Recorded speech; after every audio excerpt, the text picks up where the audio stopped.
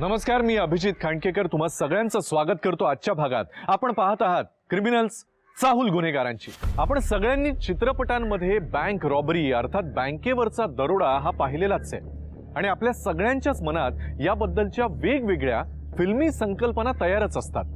पण प्रत्यक्षात म्हणजे खऱ्या आयुष्यामध्ये बँकेवर दरोडा असाच पडतो का? विजय जिल्हा सहकारी बँकेमध्ये एक असाच दरोडा पडला। दोन माणसं बँकेमध्ये घुसली, त्यांनी बंदुकीच्या जोरावर बँक कर्मचाऱ्यांना ओलीस धरलं, फायरिंग झालं, पैसे लुटले गेले। बँकेवर दरोडा टाकण्याचा उद्देश हा साधारणपणे बँकेतले पैसे लुटणं हाच असतो, पण या दोन माणसांचा उद्देश बँकेतले पैसे लुटणं हाच होता की अजून काही वेगळा उद्देश होता? चला पाहूया।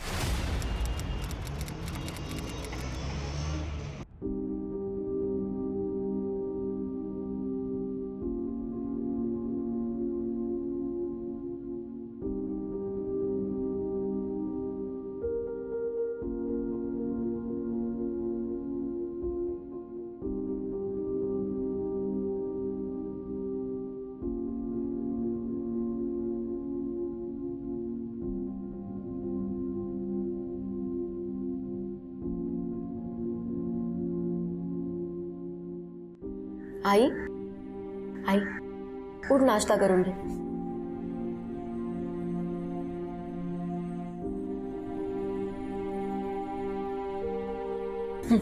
दे, खाऊन घे।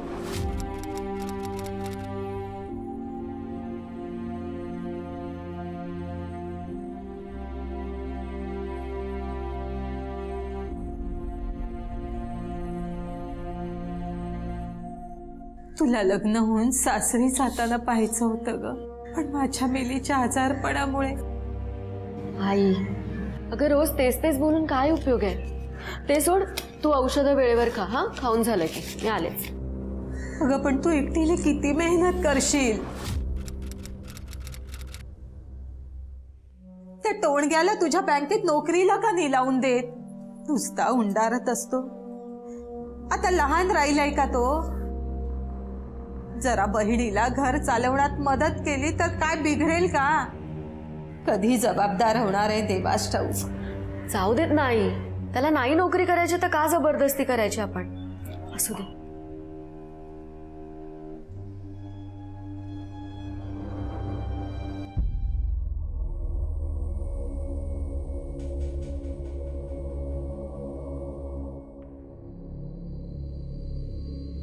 मला ना माझ्या आजारपणापेक्षा याचंच टेन्शन असतं।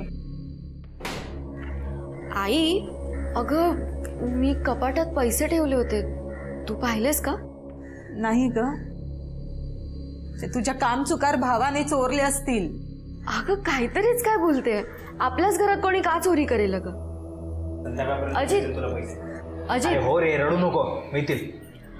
अजित, मी कपाटात पैसे ठेवले होते, तू पाहिलेस का? तुला काय म्हणायचंय? मी चोरले पैसे? नाही अरे, नाही, तू एक काम कर, पोलिसात दे मला, तुझ्या भावाने पैसे चोरले म्हणून। तसंही तुम्हाला नकोसा झालोय मी, नाही का? आई मी येते। अरे पण तू तिला असा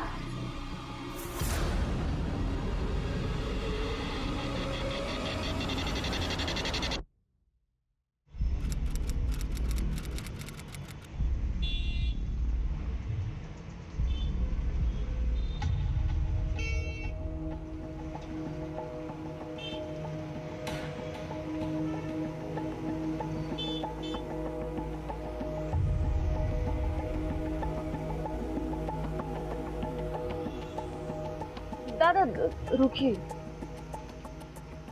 सौरभ, चल मी सोडतो। नाही नको। चल मी तुला सोडतो। सौरभ, मी नाही म्हटलं ना।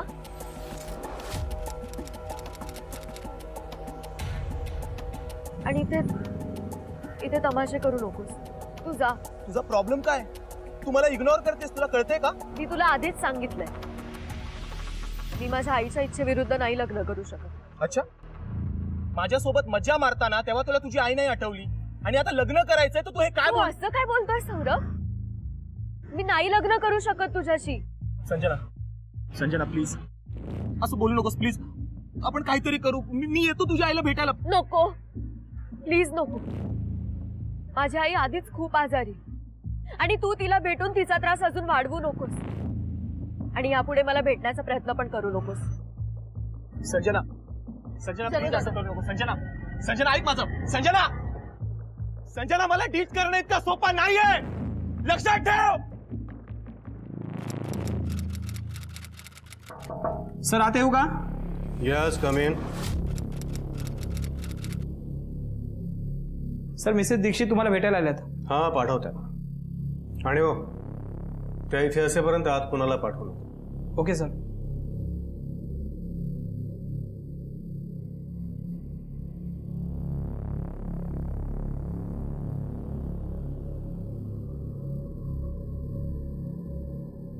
मे आय कम इन सर? हो या मिसेस दीक्षित या.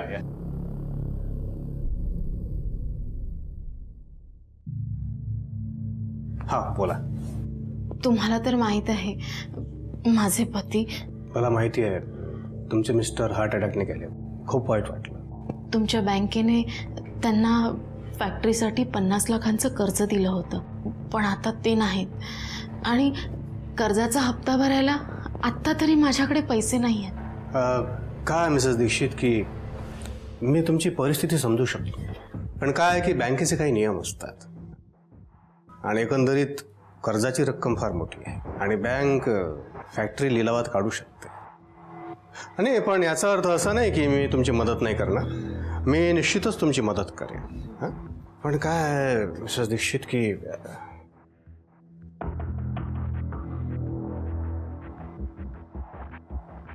प्रत्येक गोष्टीची काहीतरी किंमत असते.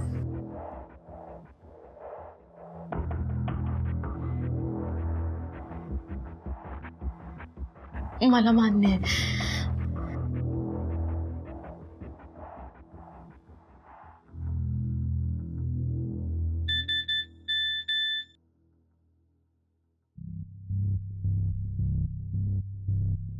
मॅडम चहा घेऊन घ्या. एकदम गरम आहे.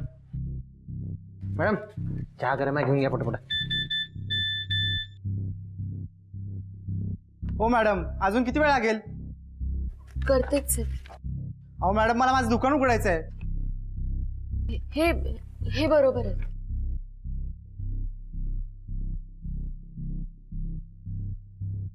नेक्स्ट.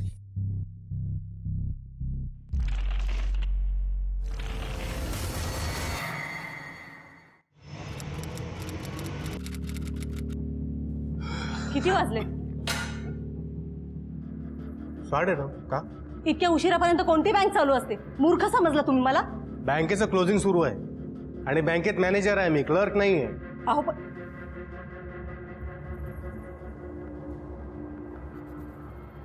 इतक्या लांबपर्यंत क्लोजिंग असतं का? हे काय? काय कुठे काय? हा केस कोणाचा आहे?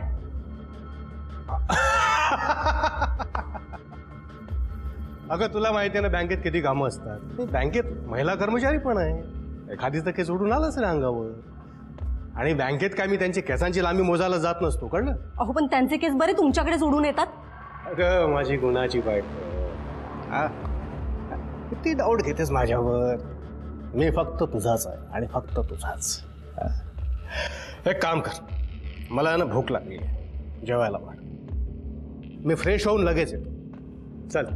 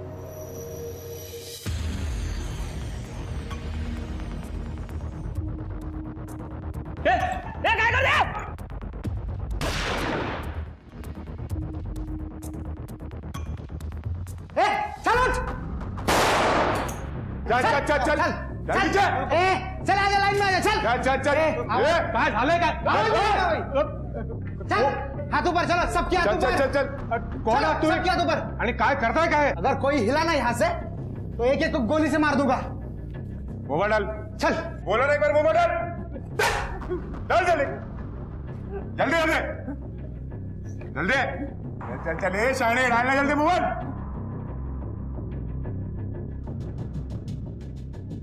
कैश क्या कैश क्या वहाँ पे ए ध्यान रख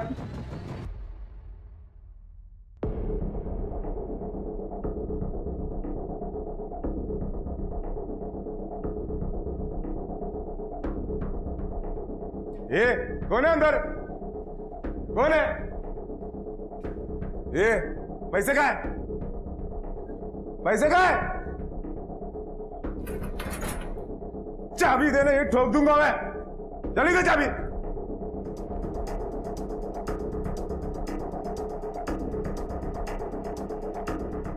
हॅलो पोलीस कंट्रोल रूम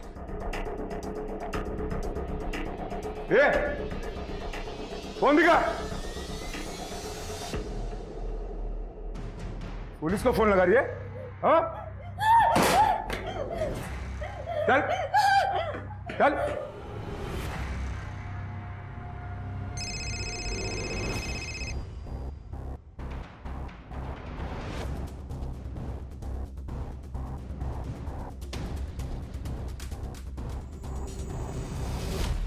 चल चल भाई पुलिस को फोन कर रही थी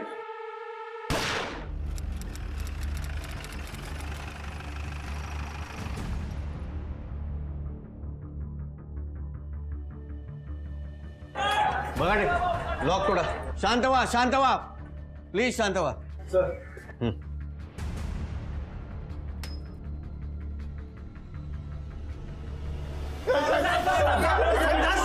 आवाज कमी थांबा शांत व्हा शांत व्हा साईडला व्हा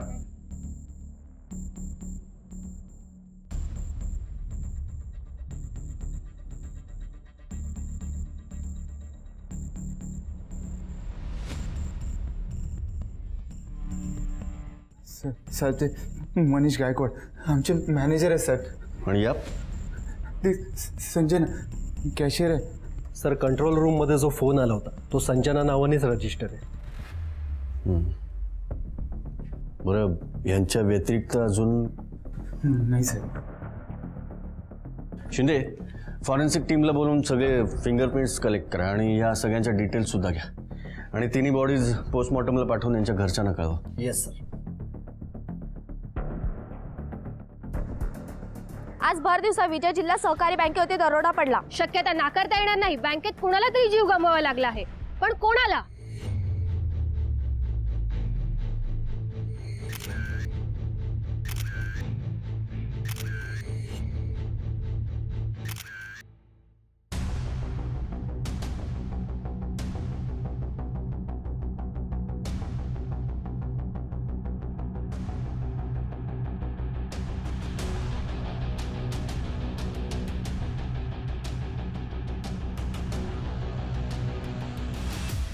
शिंदे याने इथे गार्डला मारलं, त्यानंतर आत गेला, मोबाईल कलेक्ट केले, त्यानंतर मुलीला घेऊन आला संजना, तिला बाहेर काढलं, तिला मारलं कारण तिने पोलिसांना कॉल केला. पण त्याने या मॅनेजरला का मारलं असेल? तो तर तिथे नुसतं बघत उभा होता. सर असं तर नसेल ना की या रॉबरीच्या आडून कोणाला तरी या मॅनेजरचा गेम करायचा असेल? नाही, एवढी रिस्क कोण घेणार नाही, कारण या बँकमध्ये एवढा स्टाफ आहे, इतका पब्लिक ये जा करत आहे, त्यावर हा गार्डसुद्धा आहे. नाही मग त्यांनी मॅनेजरला 2 गोळ्या का मारल्यात? 2 मुद्दे. ही संजना, तिने पोलिसांना कॉल केलं म्हणून तिला मारलं की त्यामागे अजून काही कारण होतं? आणि दुसरा मुद्दा, हा मॅनेजर आणि संजना या दोघांचं बँक व्यतिरिक्त काही संबंध होते का? नाही साहेब, तसं काही सांगता येत नाही साहेब. शिंदे आपल्याला हा अँगल सुद्धा शोधून काढावा लागेल. गेल्या महिन्याभराचं CCTV फुटेज कलेक्ट करा. सर आपल्याला कारण शोधून काढावं लागेल.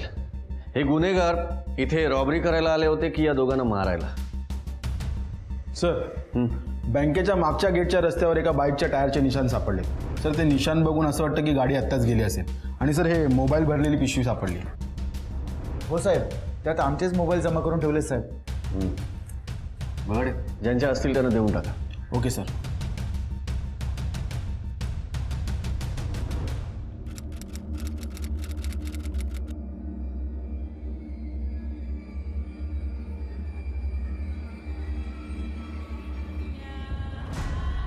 संजना, संजना, माझं बाळ, संजना. सर, जितक्या नोटांचे नंबर आपल्याला मिळाले ते सगळ्या दुकानदारांना कळवण्यात आले. त्यातली एक जरी नोट बाजारात आली तरी आपल्याला लगेच कळेल. गुड. बरं, त्या चोरांनी चोरी करण्यासाठी बाईक सुद्धा वापरली होती. ती बाईक कोणाची आहे ती आधी आपल्याला शोधावी लागेल. कामाला लागा. Yes sir.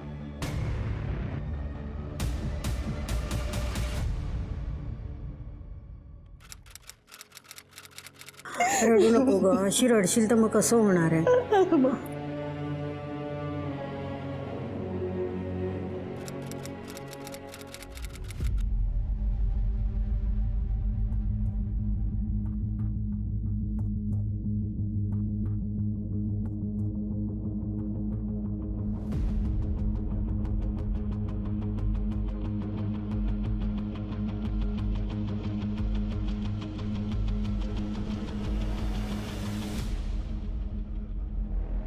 आता 2 वेळा चहा द्यायला जातो साहेब मी.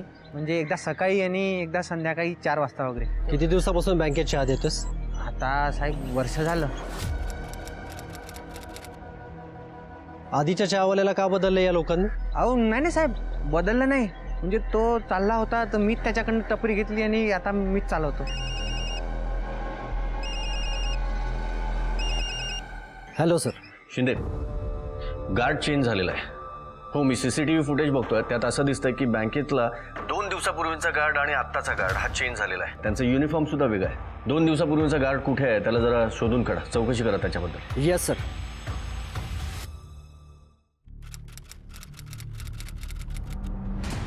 घटनेच्या 2 दिवसापूर्वीच तो गार्ड जॉईन झाला होता साहेब. टेम्पररी होता तो. पण मग आधीचा गार्ड कुठे आहे? आधीच्या गार्डला आमच्या गायकवाड साहेबांनी कामावरून काढून टाकलं होतं साहेब. का काढून टाकलं होतं त्याला? त्या दिवशी जोशी काकूंचा वाढदिवस साजरा करत होतो. आत्ताच्या आता नाही इथून. मी सगळ्यांशी चांगलं वागतो, त्याचा असा गैरफायदा उचलता तुम्ही. ही असली कामं करतोस. शी साहेब, तुम्ही माझं ऐकून तरी घ्या. मला काही ऐकायचं नाही आहे तुझं. आत्ताच्या आता नाही इथून. चल. मग हे तुम्ही आम्हाला आधी का नाही सांगितलं? त्यात तसं सांगण्यासारखं काहीच नव्हतं साहेब. काशीराम निमटपणे तिथून निघून गेला होता. बरं, तुमचे हे मॅनेजर गायकवाड हे स्वभावाने रागीट होते पहिल्यापासूनच? नाही साहेब, त्यांना एवढं चिडताना मी पहिल्यांदाच पाहिलं होतं. त्या गार्डचा नंबर आहे का? आहे साहेब, 1 मिनिट.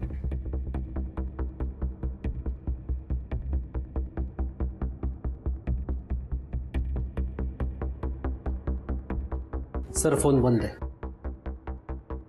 काय नाव म्हणाल त्याचं? काशीनाथ भजे. शिंदे, सिक्युरिटी एजन्सीकडून काशीराम भजे यांच्या डिटेल्स काढा. Yes sir. काय बोलले? नाही सर.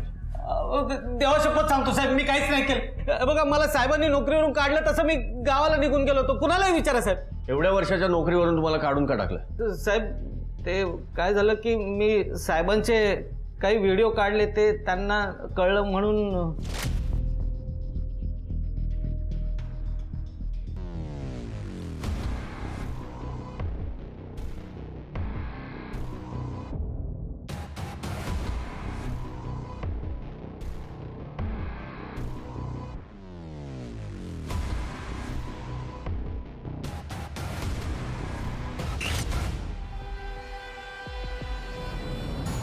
या वयात हे असले धंदे करता तुम्ही? मुलांची लग्न झाली आहेत ना तुमच्या? तर मॅनेजरला ब्लॅकमेल करायचं होतं? हां, गायकवाडांकडून पैसे उकळायचे होते तुम्हाला? हो नाही साहेब, असं काहीच माझ्या मनात सुद्धा आलं नाही साहेब. बघा, नाही साहेब, मी सांगतो तुम्हाला. बघा, मला त्यांच्या मिसेसनेच मला हे सगळं करायला लावलं साहेब. या बँक रॉबरी केसला एक वेगळंच वळण मिळालं.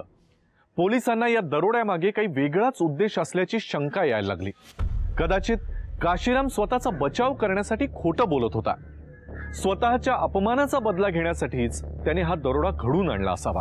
पण जर त्याचं म्हणणं खरं निघालं तर गायकवाडची बायको, जिला आपल्या नवऱ्याच्या या असल्या उद्योगांबद्दल कल्पना होती, आणि मिसेस दीक्षित, जिच्या अगतिकतेचा गैरफायदा गायकवाड घेत होता, यांच्यापैकीच कोणीतरी हा प्लॅन केला असेल तर?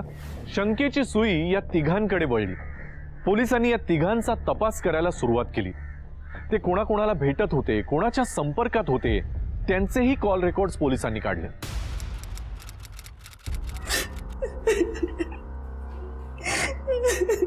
मिसेस गायकवाड, असं रडून प्रश्न सुटणार नाहीत. रडू येणार नाही का? नवरा मेलाय माझा. येऊ नये, कारण त्याला तुम्हीच मारलं. साहेब काय बोलता तुम्ही? अहो मी का मारेल त्यांना? कारण तुमचे मिस्टर गायकवाड यांचं अफेअर सुरू होतं. ते तुम्हाला कळलं म्हणून तुम्ही पिंट्या नावाच्या गुंडाला कॉन्टॅक्ट केलात. आमच्याकडे कॉल रेकॉर्ड सुद्धा आहेत. बघा ते.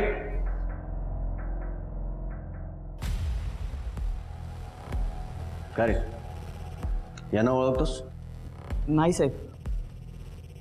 गायकवाडांना मारण्याची सुपारी तुला कोणी दिली होती? त्यांच्या बायकोन. हां, पण बोलणं फोनवरच झालं होतं. याच त्या मिसेस गायकवाड यांनी तुला सुपारी दिली आणि तू त्यांचा मर्डर केलास.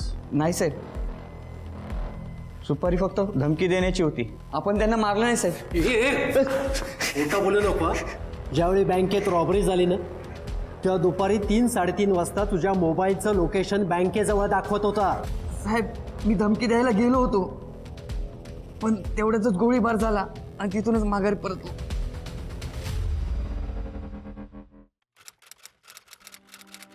आई तू वेळेवर गोळी खात जा ना, असं नको करूस. धर.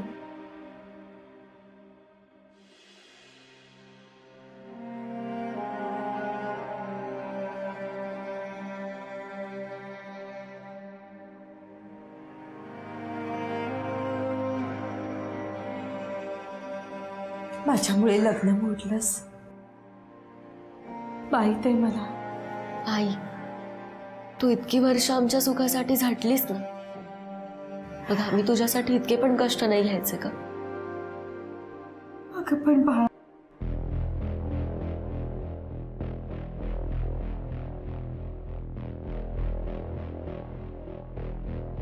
हे घे. काय आहे? संजनाच्या इन्शुरन्सचे पेपर आहेत. तू नॉमिनी आहेस. 10-12 लाख रुपये तरी मिळतील अंदाजे. घे, सही कर. माझ्या मुलीच्या मरणाचे पैसे नको आहेत मला. घे. डोकं फिरलाय का तुझा? संजनाचा पगार येणार नाही आता. खाणार काय, जगणार कशी, आणि तुझ्या गोळ्यांचा खर्च माहितीये ना किती आहे?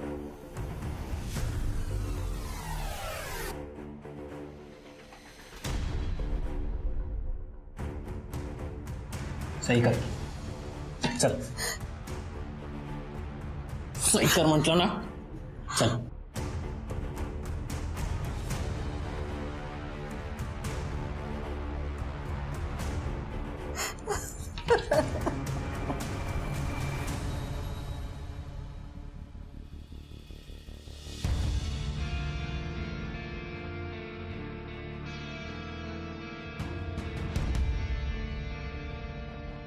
हेलो.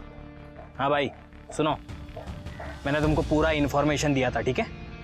लेकिन अभी तक मेरे को मेरा पूरा पैसा नहीं मिला है. नहीं, सुनो सुनो, कल तक मेरा पूरा पैसा मिल जाना चाहिए, ठीक है? नहीं तो सर, बँकेबाहेर चक्रा मारणाऱ्या मुलाला चहावाल्या रमेशनी बऱ्याचदा पाहिलं होतं. त्याने वर्णन केल्याप्रमाणे स्केच आर्टिस्टने स्केच बनवायला घेतले. थोड्याच वेळात आपल्याला मिळेल. गुड. बरं, ते स्केच बँकमध्ये सगळ्यांना दाखवा. कोणी ओळखतंय का बघा त्याला. ते स्केच संजना आणि मिसेस गायकवाड यांच्या घरी सुद्धा दाखवा. त्याची ओळख पडणं खूप गरजेचं आहे. Yes sir.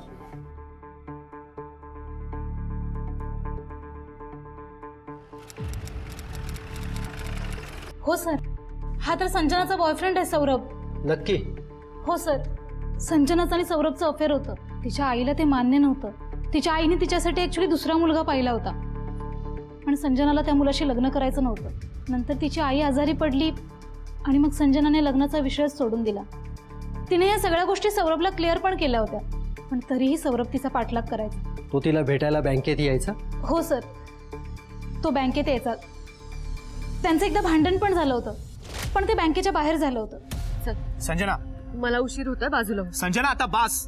आज मी तुझं काही एक ऐकणार नाहीये. मी तुला ह्या आधी पण सांगितलंय ना, प्लीज माझ्या वाट्याला जाऊ नकोस. संजना, मला आज आपल्या लग्नाचं फायनल करायचंय म्हणजे करायचंच आहे. हात सोड माझा. नाही सोडणार. हात सोड म्हटलं ना मी.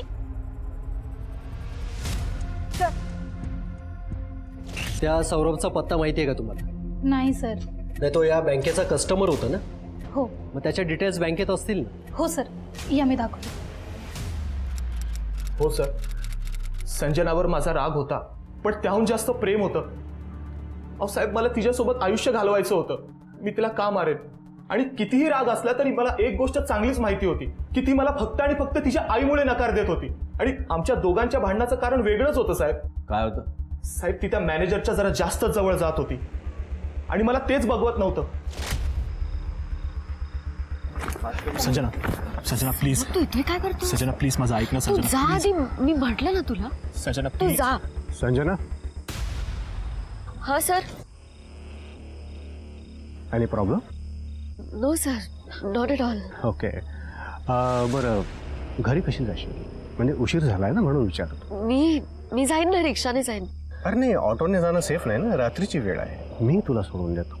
आणि काय आहे की माझ्याबरोबर आलीस ना तर पुष्कळ फायदा होईल तुझा. Please have a seat. अगं ऐक ना, तिथे कुठे फ्रंट सीट.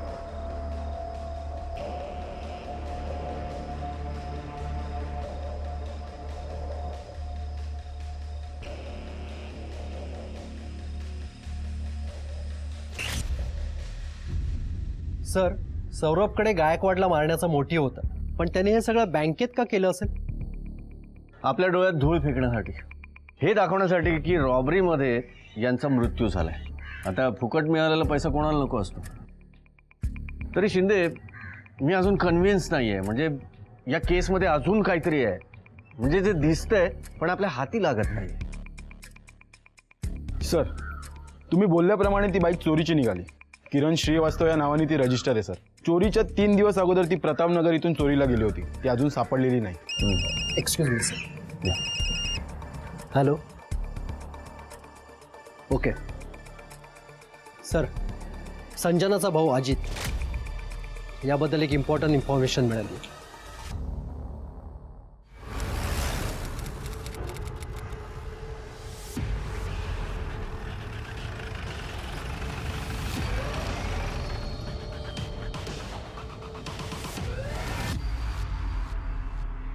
काय झालं साहेब? बँक का लुटलीस? मी बँक नाही लुटली साहेब. पळालास का मग? ते साहेब, बेटिंग करायची सवय आहे ना तुला? हो साहेब. खंडणी गोळा करणाऱ्या, ब्लॅक मार्केटिंग करणाऱ्या लोकांशी तू कॉन्टॅक्टमध्ये आहेस. गेल्या काही दिवस तू भवानी नावाच्या हिस्ट्री शीटर सोबत सुद्धा कॉन्टॅक्टमध्ये आहेस. हो सर, आहे साहेब, पण माझी फक्त नावापुरती ओळख आहे सर, असा काही जास्त संबंध नाही. बँक रॉबरी झाली त्याच्या दुसऱ्याच दिवशी तुझ्या अकाउंटमध्ये मोठी रक्कम जमा झालेली आहे. हो साहेब, पण त्याचा बँक रॉबरीशी काहीच संबंध नाही आहे सर, खरं सांगतो.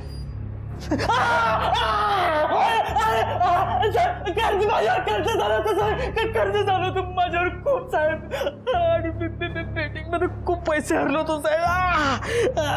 सर, मी ते पैसे त्यांना परत नसतं केलं साहेब तर त्यांनी मला जिवंत नसतं सोडलं साहेब, मारून टाकलं असतं साहेब, खरं सांगतोय. मी त्यासाठीच संजनाकडे पैसे मागितले होते पण दिले नाही साहेब मला. आणि ती सुद्धा तेव्हा टेन्शनमध्ये होती कारण तिच्या हातून बँकेमध्ये 1 लाख रुपयांचा घोळ झाला होता. हिसाब लागत नव्हता त्या पैशांचा. मला सगळं खोटं वाटत होतं साहेब. हे संजनाला पैसे द्यायचे नाही होते म्हणून ती खोटं बोलते असं वाटत होतं मला. पण त्या रात्री मी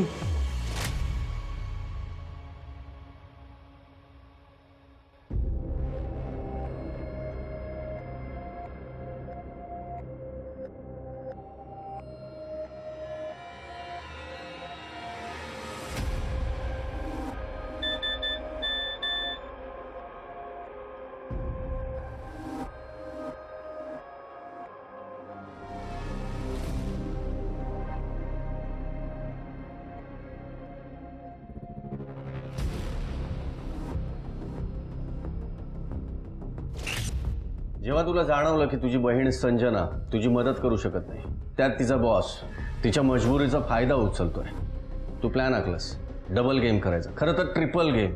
म्हणजे पैसे मिळवायचे, तिच्या बॉसला मारायचं म्हणजे त्या मॅनेजर गायकवाडला, आणि तुझ्या बहिणीला वाटेतून दूर करायचं. कारण जर का तिला हे कळलं की हे सगळं तू घडवून आणलंयस तर तिने तुला आमच्या ताब्यात दिलं असतं, बरोबर? नाही नाही नाही साहेब, नाही, हे हे हे खरंच सांगतो मी, हे असलं काहीच केलं नाही साहेब, देवा शपथ सांगतो मी असं काही केलं नाही. हे बघा, मला पैशांची गरज होती, पण त्यासाठी मी कोणाचा जीव नाही घेऊ शकत साहेब, मी खरं सांगतो. एकदा गुन्हा घडला की पोलिसांच्या संशयाच्या जाळ्यामध्ये सगळेच लोक येतात, अगदी मृत व्यक्ती सुद्धा. पोलिसांनी संजना आणि गायकवाड यांचे कॉल रेकॉर्ड्स काढले, पण त्यामध्ये त्यांना काहीही संशयास्पद आढळलं नाही. अजितच्या कॉन्टॅक्टमधल्या सगळ्यांना ट्रेस करणं, त्यांना पकडणं, त्यांची चौकशी करणं आणि त्यांच्याकडून खरं काढून घेणं हे खरं तर अत्यंत जिकिरीचं, मेहनतीचं काम होतं. पण पोलीस ते न थकता आणि इमानदारीनं करत होते. त्याचबरोबर इतर शक्यताही तपासून पाहिल्या जात होत्या. पोलिसांकडे कोणाही विरुद्ध मजबूत पुरावा नव्हता. यामध्ये अनेक महिने गेले. ही केस सॉल्व्ह होते की नाही असं वाटत असतानाच अचानक एक दिवस, सर, एका बँकेमध्ये चोरी गेलेल्या नोटा डिपॉझिट करण्यात आल्या. ज्या माणसाने या डिपॉझिट केल्या त्याला आपण घेऊन आलो.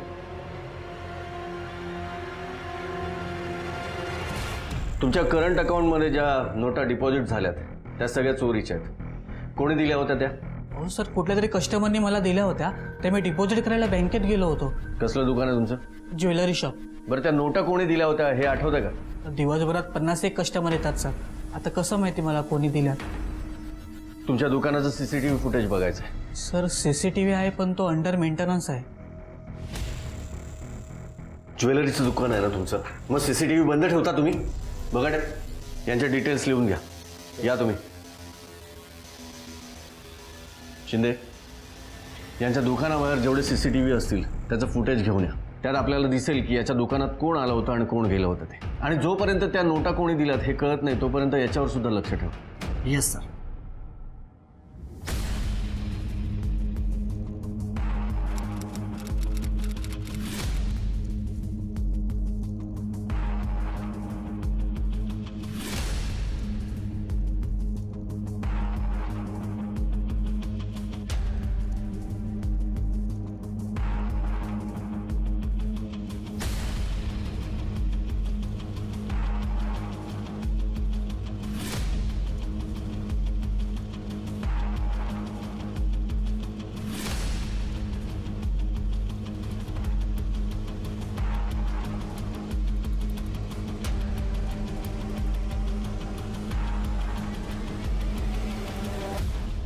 गुन्हा करणारा एक तरी चूक करतो.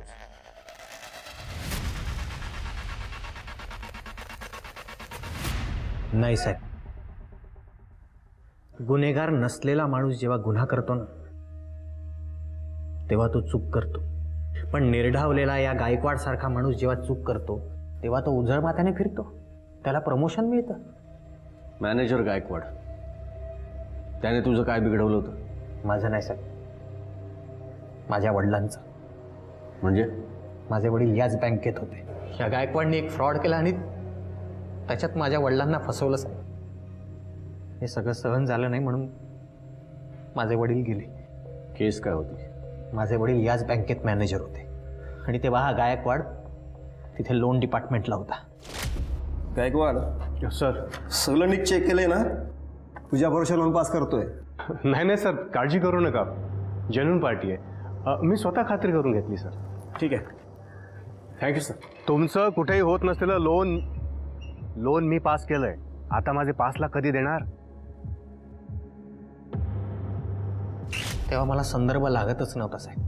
पण जेव्हा माझ्या वडिलांना पात्र नसलेल्या कंपनीला लोन देण्याबाबत फसवण्यात आलं तेव्हा मला तो दिवस आठवला साहेब. तेव्हा त्या गायकवाडने हात वर करून दिले होते. माझे वडील खरंच खूप इमानदार होते साहेब, पण साहेब ते त्यांची इमानदारी सिद्ध करू शकले नाही. त्यांची नोकरी गेली, इज्जत गेली. बँकेने त्यांची रक्कम गोळा करण्यासाठी त्यांचे सगळे ड्यू थांबवून टाकले. एवढंच नाही तर बहिणीच्या लग्नासाठी जी FD गोळा केली होती ती सुद्धा बँकेने जप्त करून टाकली. माझे वडील हा सगळा धक्का सहन करू शकले नाही म्हणून त्यांना हार्ट अटॅक आला आणि ते गेले साहेब. आणि तेव्हाच ठरवलं की आता या सगळ्याचा बदला घ्यायचा. बँकेतल्या चहावाल्याला मी बाबांमुळे ओळखत होतो. त्याच्याकडनं टपरी चालवायला घेतली आणि गेल्या वर्षभरापासून हा सगळा प्लॅन करत होतो. गार्डने विरोध केला म्हणून त्याला मारलं, पण संजना तिने काय केलं होतं? साहेब, कदाचित तुम्ही येणार हे माहिती पडल्यानंतर माझे माणसं घाबरले आणि संजना मॅडमला मारून टाकलं साहेब. ती एक साल आयुष्यभर मला राहील साहेब, पण मला गायकवाडला मारायचं होतं आणि मी त्याचा बदला घेतला. माणसाचं आयुष्य कुठून कुठे जाईल काही सांगता येत नाही. काही माणसं स्वार्थासाठी निरपराध लोकांचा बळी घेतात, पण हे करताना त्यांच्या लक्षात येत नाही की त्या एका व्यक्तीबरोबर ते त्याचं संपूर्ण कुटुंबच उद्ध्वस्त करताय. अशाच एका कुटुंबामधून रमेश सारखा एखादा गुन्हेगार निर्माण होतो. स्वतःवर झालेल्या अन्यायाचा बदला घेण्यासाठी चुकीच्या मार्गाचा अवलंब करतो. हे कितपत बरोबर आहे? आणि ही गायकवाड सारखी स्वार्थी माणसं, कुठून येतो एवढा स्वार्थ, पैशाचा विलासाचा एवढा हव्यास? या माणसांना माणूस म्हणून घेण्याचा तरी खरंच अधिकार आहे का? आजच्या भागात मी अभिजित खांडकेकर तुम्हा सगळ्यांची रजा घेतो. पुन्हा भेटूया एका नवीन गुन्ह्यासह पुढील भागात. पण तोपर्यंत तुम्ही स्वतःची आणि आपल्या कुटुंबियांची काळजी घ्या. घराबाहेर पडताना मास्क आणि सॅनिटायझरचा वापर नक्की करा. पाहत रहा क्रिमिनल्स, चाहूल गुन्हेगारांची. जय हिंद, जय महाराष्ट्र.